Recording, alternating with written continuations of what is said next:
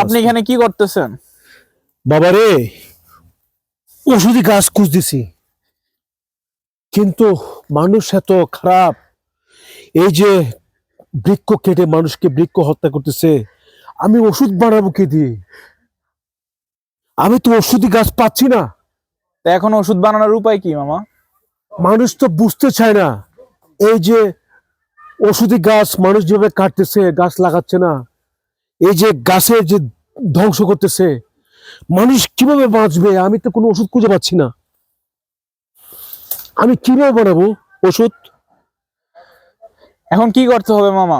এই মানুষকে, বিপন্ন প্রজাতিকে আমি কিভাবে বাঁচাবো? মানুষের দুর্দিনে আমি কিভাবে সহায়তা করব? আমি তো কোনো ওষুধ পাচ্ছি না, আমি কোনো ওষুধি গাছ পাচ্ছি না। এখানে অনেক গাছ খুঁজতেছি, কিন্তু আমি কোনো গাছ পাচ্ছি না খুঁজে।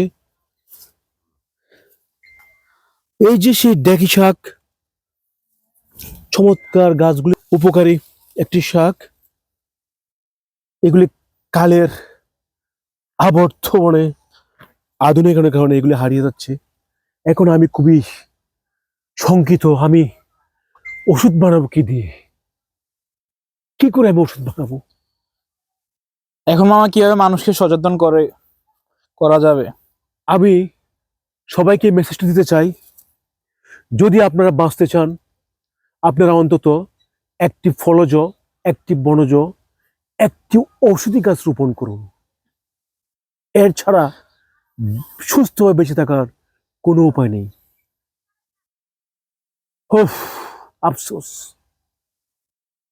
দলবল নির্বিশেষে সবাইকে সবুজ বিপ্লবে এগিয়ে আসার জন্য আমি উদাত্ত আহ্বান জানাচ্ছি। আসসালামু আলাইকুম।